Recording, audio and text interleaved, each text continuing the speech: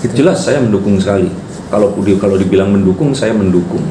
Cuman memang dengan semua yang terjadi saat ini nih, apapun itu ya, kalau saya kira terlalu sontak atau radikal gitu, memang akhirnya menimbulkan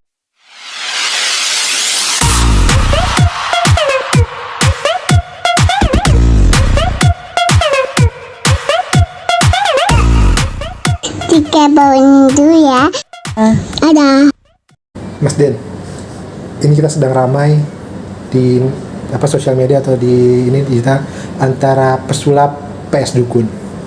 ya, Pesulap merah lah si Marcel. betul. Seperti apa tanggapan Mas Den sebagai seorang pesulap juga nih, magician? Oke, keringetan. Ini saya open dulu karena ada di channel saya juga, Halo Science Seekers. Kembali berjumpa bersama saya, Denny Darko. Udah ada yang namanya misteri, ada adalah tanda-tanda yang kita semua coba untuk mengerti. Dan ini saya bersama dengan teman dari Heboh dan menanyakan tentang pendapat saya tentang pesulap versus dukun ya.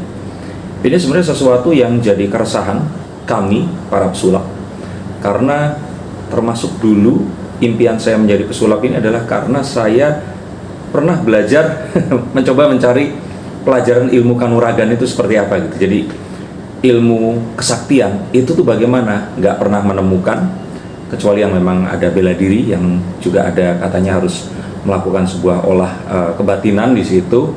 Tapi selain itu saya nggak menemukan. Jadi akhirnya ya jadilah saya ini pesulap. Cuman ini adalah satu keresahan, dan keresahan ini sebenarnya di luar negeri pun itu sudah ada dari zaman dahulu. Jadi Harry Houdini, pesulap yang paling terkenal itu ternyata juga pernah melakukan sebuah, kalau kita bilang kampanye atau perlawanan melawan paranormal waktu itu. Seseorang yang konon katanya bisa berbicara ke seseorang yang sudah meninggal. Sebenarnya orang mengaku apapun itu sah-sah saja, tetapi saat mereka ini mengeksploitasi, dianggap mengeksploitasi atau diduga melakukan eksploitasi terhadap kelemahan orang lain, nah disitulah letak sesuatu yang harus dibenarkan ini tadi. Jadi ini sebenarnya sesuatu yang klise, cuman baru keangkat karena ada satu orang yang cukup nekat dan punya nyali untuk melakukan itu. Kalau gimana Mas Den melihat sosok Marcel ini sendiri? Saya kenal Marcel ini lebih dari 10 tahun yang lalu, dan beberapa kali memang bersinggungan. Dulu sekali pernah dia ini mengisi salah satu program pertunjukan saya yang diadakan di mall di Bilangan, Jakarta Utara. Dan memang ini adalah satu anak yang memiliki satu dedikasi terhadap seni pertunjukan sulap sendiri. Setelah itu saya pun kemarin juga bilang kalau Marcel ini termasuk guru saya. Nah, guru apa? Guru jadi YouTuber, karena dia jadi YouTuber sebelum saya. Saya belajar sama dia, dan bahkan saya pansos dulu juga. Saya telepon, datang dong ke studio, yuk kita bikin konten bareng. Dan akhirnya kalau ditonton ada di konten Marcel juga, saya pernah ada di sana sekitar 2 tahun atau 1 tahun yang lalu. Terus ada lagi sekali lagi, terus yang ketiga yang kemarin ini. Jadi ya dia ini bukan magician yang baru memulai karir sekitar 4-5 tahun. Dia kenal saya saja sudah profesional sekitar 11 tahun yang lalu itu, dan dia memulai ini jauh dari sebelumnya. Ya mungkin ini adalah momen dimana akhirnya apa yang dia perjuangkan ini disadari oleh seluruh masyarakat Indonesia, dan semua akhirnya ikut membicarakan tentang hal yang saat ini menjadi viral. Tentu saja kita ucapkan terima kasih juga kepada Master Deddy Corbusier yang sudah menayangkan keviralan ini. 17 juta orang ini menonton hingga hari ini. Mas gimana nih kalau Mas Denny melihat atau di sisi lain, apakah dia juga mendukung gitu apa yang dilakukan Marcel tentang membongkar kebohongan ini gitu? Jelas saya mendukung sekali. Kalau dibilang mendukung, saya mendukung. Cuman memang dengan semua yang terjadi saat ini nih, apapun itu ya, kalau saya kira terlalu sontak atau radikal gitu, memang akhirnya menimbulkan korban-korban yang kita tidak pernah kalkulasikan dahulu sebelumnya. Kalau orang bilang ini collateral damage, kerusakan yang tidak terhitung gitu, tiba-tiba harus muncul di sini, dan itu ada.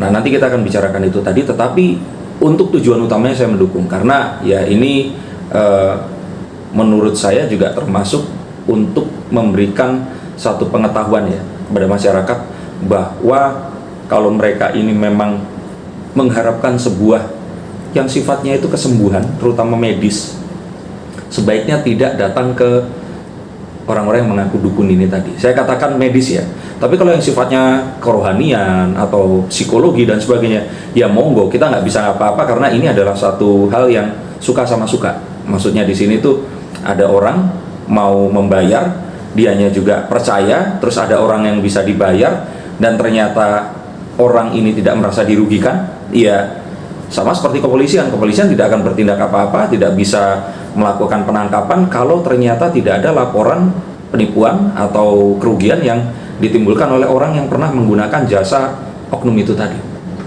Oke. Mas Ade sendiri sebenarnya tahu nggak sih trik-trik sulap yang sering dipakai dukun itu untuk apa misalkan disakti gitu? Kalau itu tahu saya tahu, dan saat mereka melakukan banyak hal ini ya kita akan tahu. Cuman perkaranya kan satu di sini. Apakah ini dilakukan memang untuk menunjukkan bahwa dia sakti atau ini adalah sebuah bentuk entertainment? Dimana kalau yang datang ini ternyata yang terakhir, ya sebenarnya tidak jadi soal.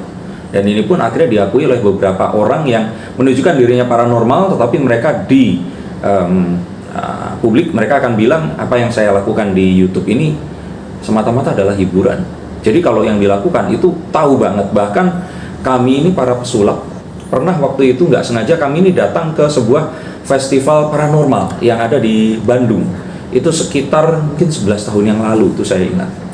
Pas kami masuk itu lagi zamannya The Master, masuk ke situ kami lebih terkenal dibanding si dukun-dukun ini, dan dukun-dukun itu tuh hormat semua sama kami karena sepertinya mereka itu tahu bahwa kami tahu rahasianya. Jadi kayak semuanya ya yuk tahu, sama-sama tahu, jangan dibongkar lah, seperti itu. Itu kejadian waktu itu. Dan ya artinya kenapa kok hal tersebut dulu itu tidak dibongkar, sekarang terbongkar adalah karena kalau dulu ini kan nggak kayak sekarang. Orang-orang yang mengaku sakti ini mempromosikan jasa mereka itu di sosial media, menunjukkan itu secara nyata dan ditakutkan. Ini ditakutkan ya di sini. Saya tidak menuduh secara langsung, tapi ditakutkan ini akan membuat orang ini jadi salah mengerti. Jadi kebayang misalkan ada orang dia memiliki satu, ini terjadi oleh rekan saya, dia memiliki saudaranya ini permasalahan di hatinya ini bermasalah, dia datang ke paranormal itu diduga melakukan tindakan sulap dengan seakan-akan mengeluarkan daging kotor dan darah itu tadi. Dan si pasien ini tadi merasakan bahwa penyakitnya sudah diangkat, jadi dia tersugesti sehat. 4 bulan kemudian dia masuk ICU, 6 bulan sejak dia datang ke paranormal itu tadi dia meninggal dunia karena dia tidak melanjutkan perawatan yang seharusnya dilakukan, yang sifatnya medis dan sifatnya ini terapeutikal seperti itu. Ini kan sesuatu yang akhirnya mengakibatkan kematian, menyesatkan, dan sangat disayangkan jika hal ini akan terjadi lagi didukung oleh kemajuan teknologi yang sekarang ini pesat sekali. Artinya bisa dibilang ini kan salah satu faktor pedang bermata dua dari sosial media. Bisa nggak sih kayak gitu? Ya tentu saja, semua teknologi memiliki sisinya.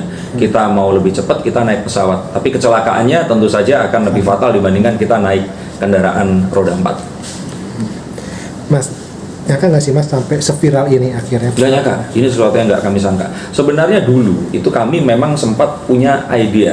Saya kira semua magician juga punya ide yang sama ya, untuk mencoba menantang dukun seperti itu ya. Tapi kami ini merasa bahwa yang kami tantang di sini itu bukan perdukunannya, tapi adalah sebuah tradisi dan budaya masyarakat Indonesia yang dahulunya ini diduga ini animisme dan dinamisme itu ya, mereka percaya sekali tentang hal ini, sehingga ini pasti akan menimbulkan pro dan kontra. Yang kami takutkan adalah dampak sosial yang akan terjadi. Maka daripada itu belum pernah ada kan pesulap yang melakukan satu hal yang seperti ini tadi. Dan dengan terjadinya viral ini tadi, akhirnya kami tahu bahwa oh ya sudah, kalau udah kejadian begini ya ayo kita lanjutin gitu loh.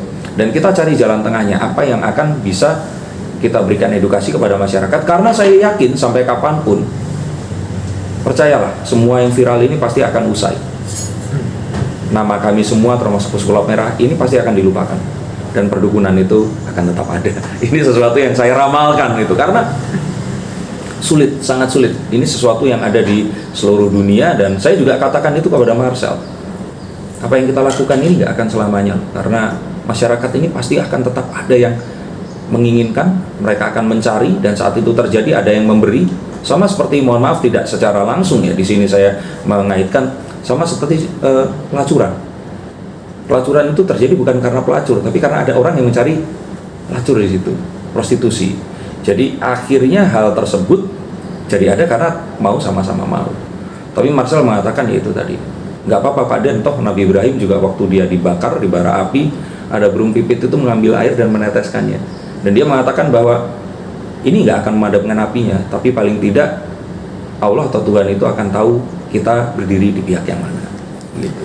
Oh, berarti juga sebenarnya ada tujuan itu ya, selain itu tujuannya. Iya, tujuannya itu tadi bahwa ada iya, dakwah, karena gini, karena bukan secara tidak langsung ada dakwah ya. Kalau buat saya ya, karena kan memang mayoritas penduduk Indonesia kan Muslim. Jadi mereka ini akan lebih memiliki sebuah keyakinan, meyakinkan ke pasiennya jika mereka ini membawa satu nafas agama di dalamnya itu tadi. Begitu.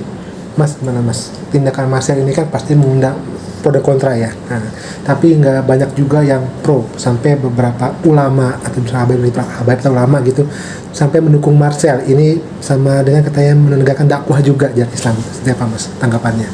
Ya kalau saya pikir yang pertama, kalau kita mau rumit dan pintar, kita akan tahu bahwa sosial media ini menimbulkan apa yang dinamakan dengan polarisasi. Kita itu harus seakan-akan harus memihak, nggak boleh ada di tengah-tengah. Kalau di tengah-tengah dianggap pasti sesuatu yang akan buruk. Seperti itu. Jadi apapun yang terjadi seakan-akan kita ini harus memihak.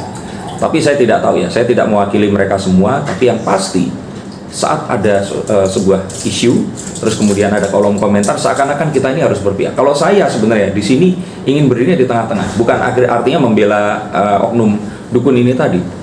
Tapi memang apa yang dilakukan ini kan sesuatu yang sifatnya itu viral secara mendadak, dan saya yakin pasti menimbulkan sebuah hal yang terjadi secara itu tadi sontak, secara tiba-tiba, dan ini pasti menimbulkan collateral damage. Bahkan ada sebuah isu yang coba diangkat di sini, kan kasihan Padepokan atau tempat ini sudah menaungi anak-anak yatim seperti itu. Dengan adanya seperti ini ditutup, mereka mau kemana? Nah itu kan isu yang berbeda lagi kan. Tapi ya itu tadi, kalau ini tidak dilakukan secara drastis, apakah orang-orang yang dianggap atau diduga oknum ini akan mau berhenti? Jadi kalau saya pikir ya ini adalah satu hal keniscayaan. Akhirnya ada yang memicu, ya mumpung seperti ini, yuk kita bicarakan. Itu sih menurut saya. Oke. Mungkin Mas ada pesan atau harapan buat Marcel seperti apa nih Mas? Harapan saya sih semakin banyak Marcel yang lain. Saya pun mengakui dia lebih punya nyali dibandingkan saya. Nyali saya yang terjauh itu adalah saya dulu pernah membuat sebuah acara TV membongkar penipuan, fraud, teknik-teknik pencurian, copet dan sebagainya.